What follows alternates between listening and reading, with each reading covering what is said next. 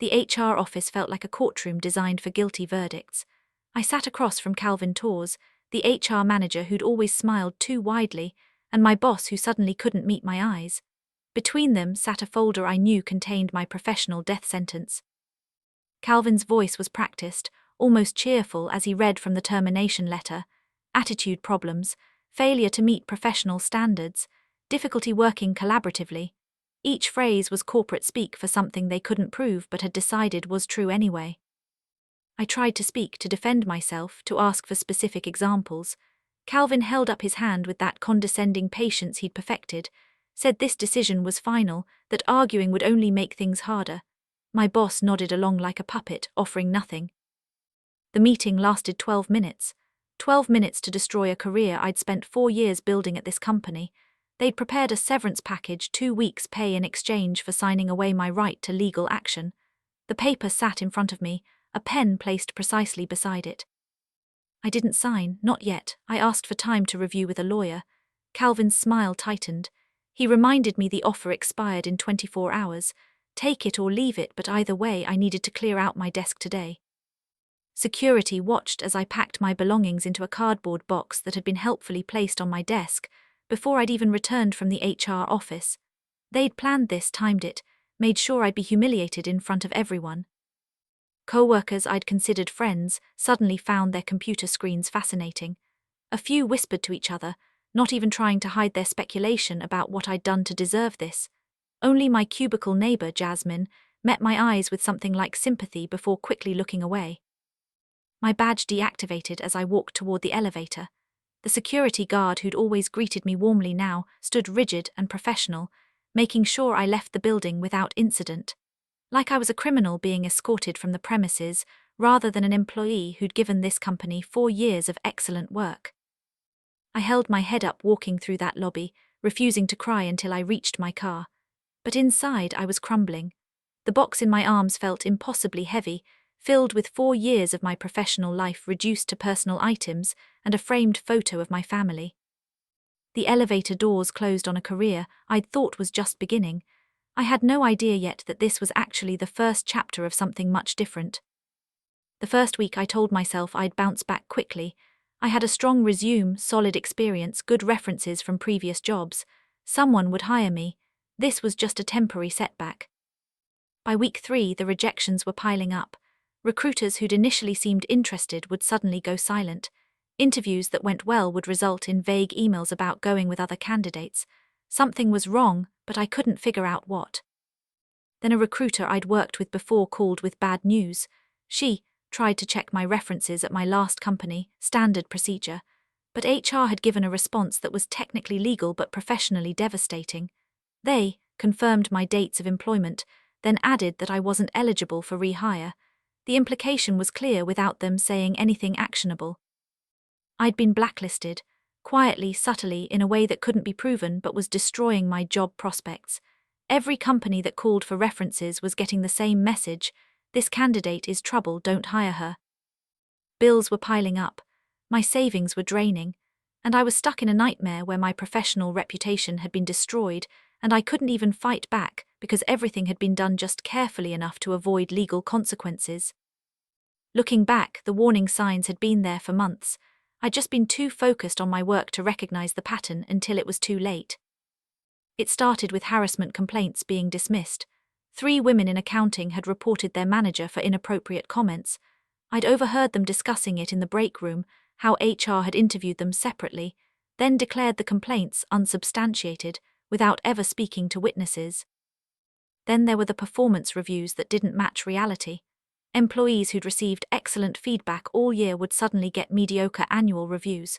When they'd question the discrepancy, HR would claim the manager had documented concerns that somehow never made it into the regular check-ins. I'd noticed HR seemed to protect certain managers while targeting others. Favorites could do no wrong. Anyone who questioned decisions or spoke up about problems was labeled difficult. The pattern was clear. HR wasn't protecting employees, they were protecting management and themselves. When I'd raised concerns about some of these practices to Calvin, he'd smiled that tight smile and suggested I focus on my own work rather than worrying about HR procedures I didn't fully understand. The warning was subtle but unmistakable: stay in your lane. The setup had been methodical. Calvin started calling me in for what he called informal chats about my communication style. Nothing formal, he'd assured me, just friendly advice about how I came across in meetings. He'd twist things I'd said in completely reasonable contexts. When I'd questioned a budget allocation in a team meeting, Calvin later claimed I'd been aggressive and confrontational toward my manager. When I disagreed with a strategy decision, he documented it as resistant to feedback and unwilling to be a team player. Each informal chat resulted in a file note I wasn't shown, but was building into a case against me. By the time I realized what was happening, Calvin had months of documentation painting me as a problem employee. All carefully worded, all technically accurate in the most misleading way possible. He'd coached my manager on how to create a paper trail. Suddenly, every small mistake was being documented. Every project had notes about my attitude, even when the work itself was solid. They were building a termination case while I thought I was just dealing with a difficult manager. The worst part was how isolated it made me feel. I'd started questioning my own perceptions, wondering if I really was difficult. That's what good gaslighting does, makes you doubt your own reality. My coworkers had started avoiding me before I'd even understood why. One week I was included in normal office socializing, the next I was eating lunch alone. Conversations would stop when I approached. Invitations to after-work drinks dried up completely. I'd been quietly removed from email chains I'd been on for years, would only find out about meetings after they'd happened. Projects I'd been central to were reassigned without explanation. I was being erased from the company's operations while still technically employed. Nobody explained what was happening. Nobody warned me I was being targeted. They just quietly stepped back, protecting themselves from association with someone HR had marked. The corporate survival instinct in action: don't defend the person being pushed out, just make sure you're not next. Jasmine had tried to warn me once, pulled me aside and whispered that I should start looking for a new job, that HR was building a case. But she wouldn't say more, too scared of becoming a target herself. I'd appreciated the warning but hadn't understood how dire the situation already was. My last major project had been sabotaged so thoroughly I'd been impressed by the audacity. I'd spent 3 weeks preparing a comprehensive analysis for a client presentation. The data was solid, the conclusions were backed by research, everything was documented and saved in multiple locations.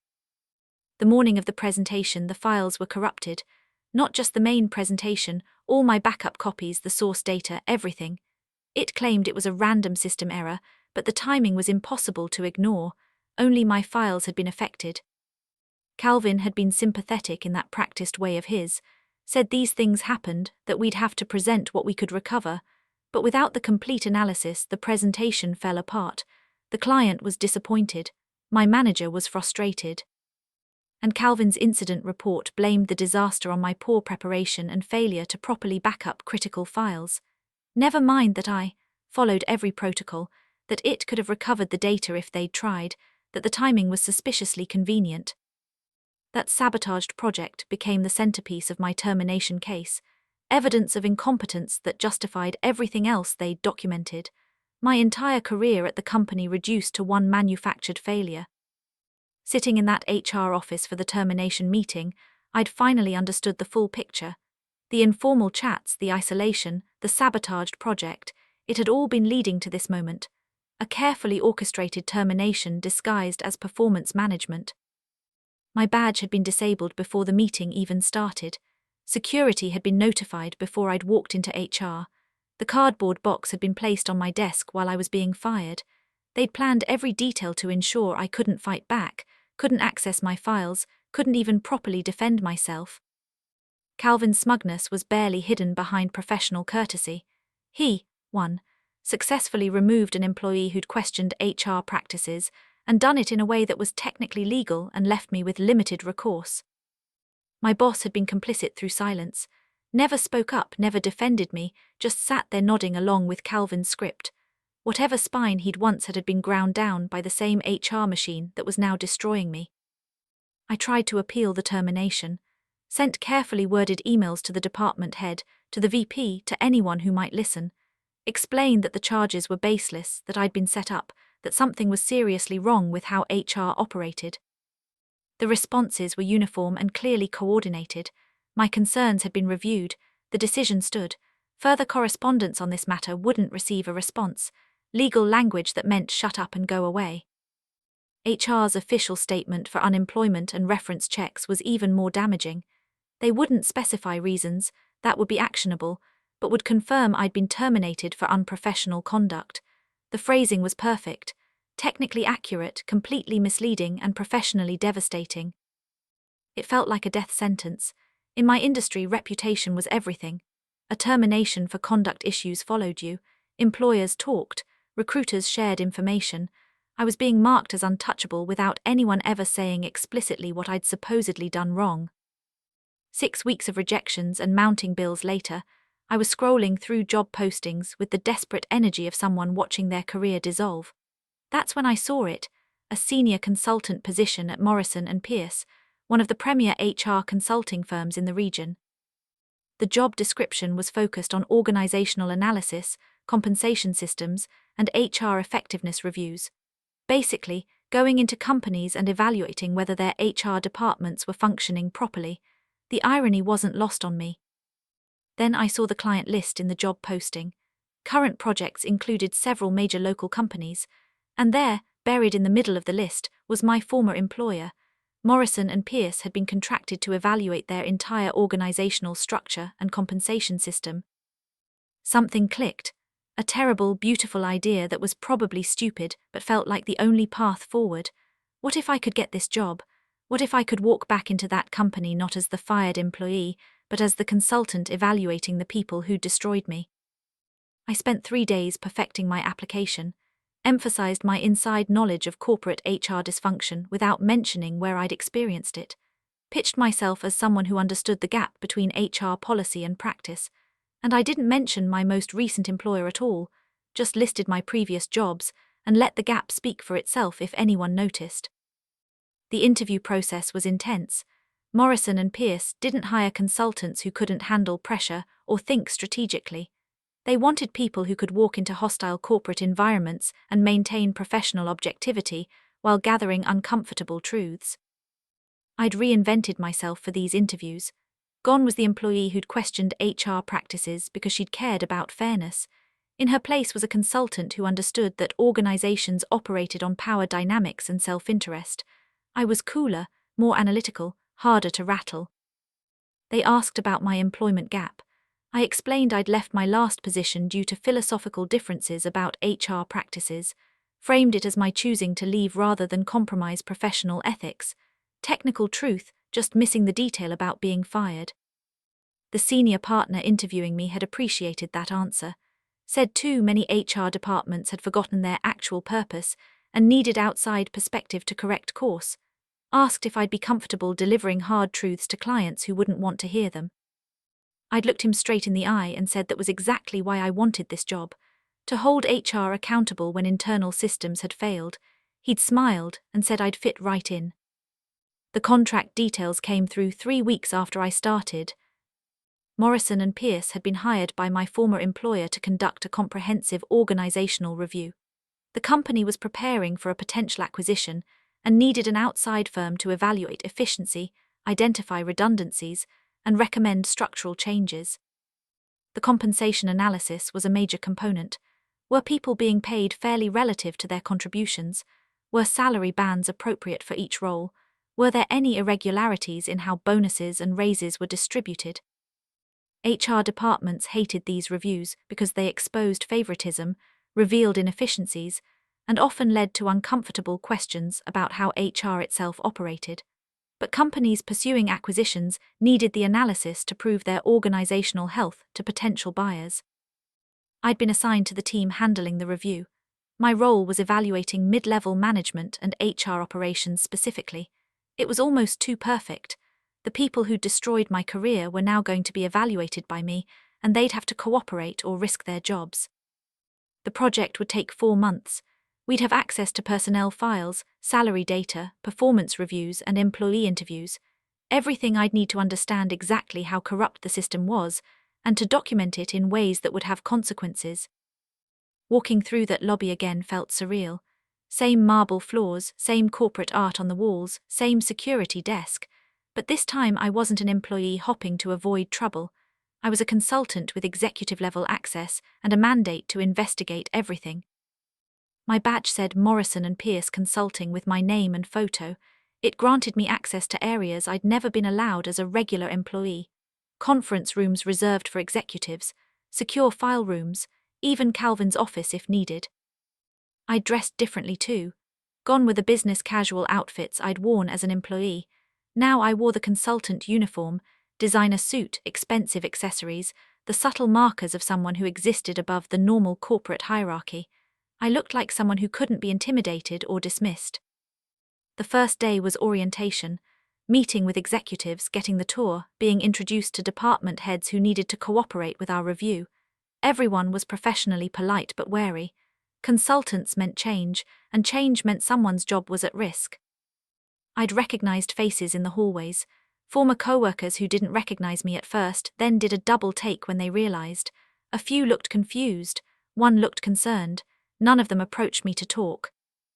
Calvin spotted me during the afternoon presentation, where the consulting team outlined our review process.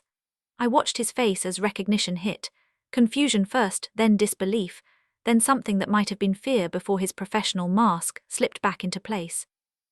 After the presentation, he'd approached me with that practiced smile, asked how I'd been, acted like we were old colleagues catching up, said it was funny running into me like this. His voice was casual but his eyes were calculating, trying to figure out if this was coincidence or threat. I'd matched his tone perfectly, said yes, funny how things worked out, that I'd moved into consulting after my last position and was enjoying the work. Didn't mention that my last position was the job he'd destroyed, didn't acknowledge any history beyond professional pleasantries. Calvin had laughed nervously, said he hoped there were no hard feelings about how things had ended, that sometimes employment relationships just didn't work out, trying to gauge whether I was a problem he needed to manage. I'd smiled and said of course not, that everything had worked out for the best. Then I'd excused myself to meet with the CFO, left Calvin standing there wondering whether he should be worried. The real work started immediately. My team had been given access to 5 years of personnel files, compensation data, and performance management records. Everything was supposedly organized and compliant, but I knew better. I knew exactly where to look for the irregularities. Started with salary bands. Every position had an approved range, but actual salaries showed curious patterns. People in HR and certain favored departments were consistently at the top of their bands. Other departments had employees clustered at the bottom, despite strong performance. Bonuses told an even clearer story. HR had given themselves performance bonuses every quarter for 3 years. Other departments got bonuses sporadically or not at all. The justification was always that HR had met critical objectives, but the objectives themselves were vague and self-assessed. Then there were the performance reviews. I found the pattern I'd experienced firsthand: excellent quarterly feedback that mysteriously became mediocre annual reviews, always for employees who'd asked questions or raised concerns, never for anyone who kept their head down. I documented everything methodically, took notes, created spreadsheets, built a picture of systematic favoritism and retaliation that was invisible if you looked at any single case but undeniable when you saw the pattern. The real smoking gun came from the salary override approvals. Normally, any salary above the approved band required executive sign-off, but I found dozens of cases where HR had processed overrides without proper approval, always for HR staff and favored managers. Calvin had given himself a 15% raise 2 years ago that should have required board approval. Instead, he'd processed it himself with a forged approval signature. The digital trail showed he'd created the approval memo, signed it electronically using a delegated access code, and backdated it. Other HR staff had similar irregularities: bonuses paid outside the normal cycle, salary increases that bypassed the standard review process, expense reimbursements for personal items disguised as business expenses, small violations individually, but they added up to tens of thousands of dollars in inappropriate payments. I found falsified training records too. HR had claimed to have provided harassment prevention training that had never actually happened. They billed the company for external consultants who'd never been contracted, created paper trails for compliance activities that existed only in their reports. Every discovery went into my documentation, time-stamped, cross-referenced, backed up in multiple secure locations. I was building a case that would be impossible to dismiss or explain away. The employee interviews were revealing in ways I'd expected, and some I hadn't. I'd scheduled confidential sessions with current employees, promising anonymity. People who'd been afraid to speak up before suddenly had a safe outlet. 3 people independently described the same pattern I'd experienced, questioning HR practices, being labeled difficult. Then systematically pushed out. 2 had left voluntarily rather than face termination. 1 had been fired for performance issues despite excellent work history. Several employees mentioned colleagues who'd disappeared suddenly. One day they were there, the next day gone with no explanation. HR would claim voluntary resignation or mutual separation, but the truth was usually forced termination under threat of a negative reference. The harassment complaints I'd heard about in the break room, 4 different women confirmed they'd reported the same manager. HR had interviewed them separately, then claimed their accounts were inconsistent and therefore not credible. The manager was never disciplined. All 4 women had eventually left the company. I recorded detailed notes from every interview, let people tell their stories without interruption, assured them their information would be used to protect others even if it couldn't help them personally anymore. Some cried, some were angry, all were relieved someone was finally listening. Former employees were even more willing to talk once I tracked them down. People who'd left under suspicious circumstances, who'd been blacklisted like me, who'd been told their concerns were baseless. They provided documentation I could never have accessed otherwise. Emails showing HR coordinating stories about problem employees, performance reviews that had been changed after the fact, reference checks that contradicted what HR officially claimed they provided. One woman shared a recording she'd made of her termination meeting. The same script I'd heard, attitude problems, failure to meet standards, decision was final. But her recording captured Calvin explicitly stating she was being fired for complaining about harassment, then catching himself and switching to the official script. Another former employee had kept copies of all his performance reviews. Excellent ratings for 3 years, then suddenly mediocre, then termination, all within 6 months of raising concerns about expense fraud. The timing was impossible to claim as coincidence. I compiled this external evidence carefully. It couldn't be included in my official report since it came from former employees, but it corroborated everything I was finding in the current records. The pattern of retaliation and corruption went back at least 5 years. Calvin was growing visibly nervous as our review progressed. He started hovering around our work area, asking friendly questions about how things were going, whether we were finding everything we needed, the casual inquiries of someone trying to assess how much trouble he was in. He'd attempted to befriend members of my team, taking them to lunch, offering inside information about company politics, trying to position himself as a helpful insider rather than a subject of investigation. My colleagues were too professional to fall for it, but they noticed. The other HR staff were worried too. I'd catch them having hushed conversations that would stop when I approached, saw them staying late, presumably reviewing their own records, maybe trying to fix irregularities before we found them. But they were too late. I'd already copied everything I needed, already built the case, already documented every override, every inappropriate payment, every falsified record. They could clean up prospectively, but the past was preserved in my files. My team lead had pulled me aside after noticing the tension, asked if I had history with this company. I'd explained briefly that I'd worked here once, that I'd left on bad terms with HR, that I'd kept it off my resume for professional reasons. He'd nodded and told me to make sure my work was above reproach. If this became personal, it would undermine everything. My preliminary findings document was 60 pages of carefully worded observations and data analysis.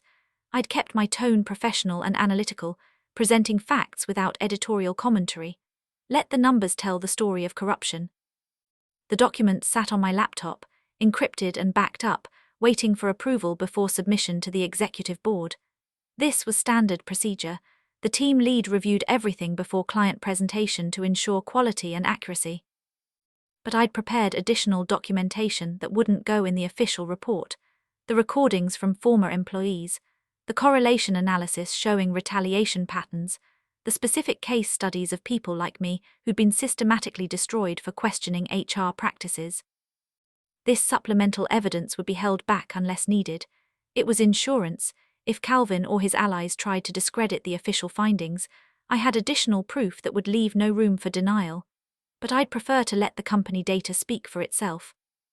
The board presentation was scheduled for 2 weeks out. Every department head would attend, including Calvin. They'd see the findings, hear the recommendations, and then decisions would be made about restructuring and personnel changes. I'd waited months for this moment, worked methodically and professionally, built an unassailable case. Now I just needed to deliver it with the same cool objectivity I'd maintained throughout. No gloating, no personal satisfaction, just facts and recommendations. The conference room was packed. The entire executive team, all department heads, our consulting team, and several board members joining via video conference. This was the culmination of 4 months of investigation, and everyone knew the findings would reshape the organization. I'd been selected to deliver the presentation. My team lead said it was because I'd done the most thorough work on the HR analysis. I suspected he also knew I'd earned this moment, even if the executives didn't know why. Calvin sat 3 seats from the front, trying to look relaxed but failing. He dressed more formally than usual, brought a leather portfolio, had his phone face up on the table, ready to take notes or maybe ready to defend himself.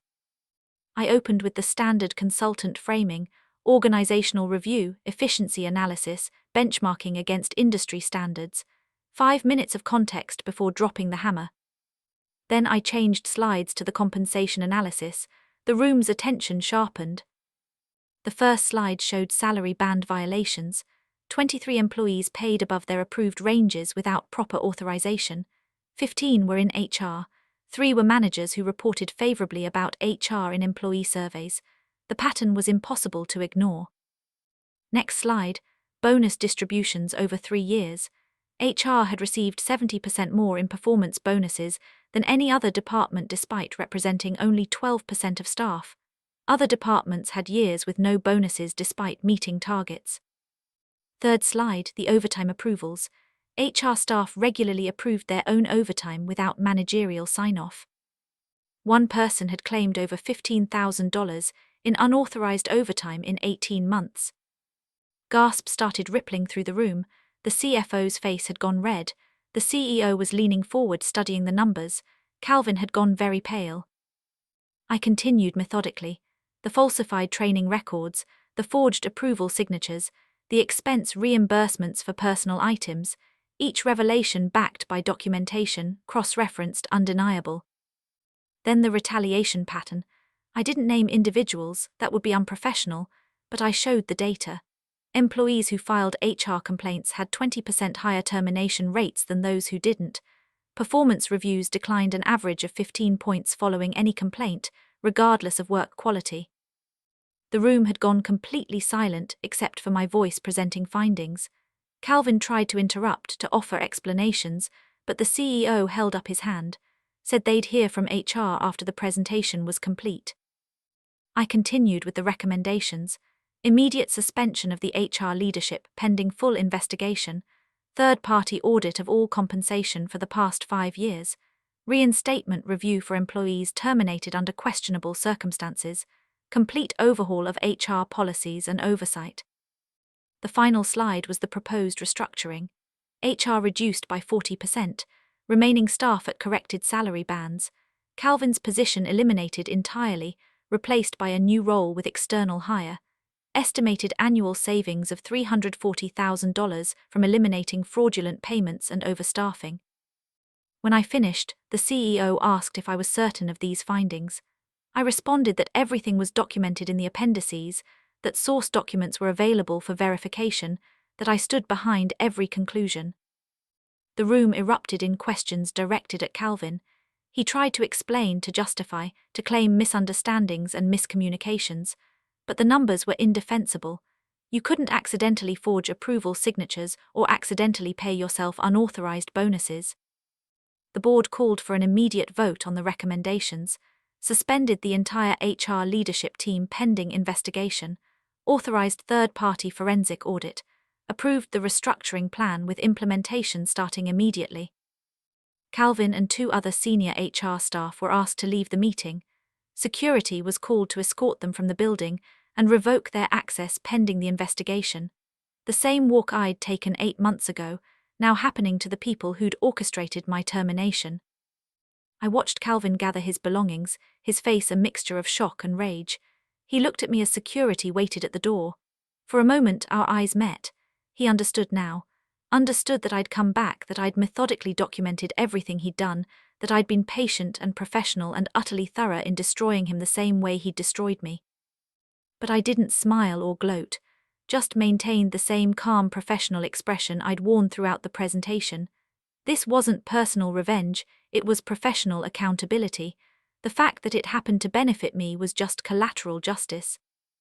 The CEO thanked our consulting team, said the findings were disturbing but necessary, asked if we could assist with the transition and interim HR management. We agreed to extend our contract. 3 months later, I stood in the same lobby where I'd been escorted out with my belongings in a cardboard box. This time I was here for a final contract meeting before Morrison and Pierce closed out the engagement. Calvin had been terminated for cause. The forensic audit had found even more irregularities than my initial review. He was facing potential legal action for fraud. Several other HR staff had been let go. The department had been completely rebuilt with external hires and new oversight. My former co-workers treated me differently now, some with respect, some with fear, some with grudging admiration. Jasmine had pulled me aside to say she was proud of me for coming back and setting things right, said people like me were why she'd stayed in this industry. The company had reached out about former employees who'd been terminated under questionable circumstances, offered settlements, apologies, corrections to their employment records. My own file had been amended, terminated for cause, changed to employment ended due to management irregularities, eligible for rehire. Not that I'd take them up on the rehire part. I'd learned that consulting gave me more power than being an internal employee. Could walk into broken organizations, expose corruption, implement change, then move on to the next challenge. As I left the building for the final time, I thought about that termination meeting 8 months ago. How destroyed I'd felt, how hopeless the situation had seemed. Calvin had thought he'd ended my career. Instead, he'd just redirected it toward something better. My phone buzzed with a message from Morrison and Pierce. New client contract, another company with suspected HR problems, asking specifically for me to lead the review. I smiled and headed to my car. There were more Calvins out there, more corrupt HR departments destroying good employees, and now I knew exactly how to hold them accountable. Justice delivered, not through revenge but through professional excellence and meticulous documentation. The best kind of victory, one that helped others and just happened to correct a personal wrong in the process. Sometimes the best way forward isn't getting your old job back. It's becoming the person who decides whether people like your old boss get to keep theirs.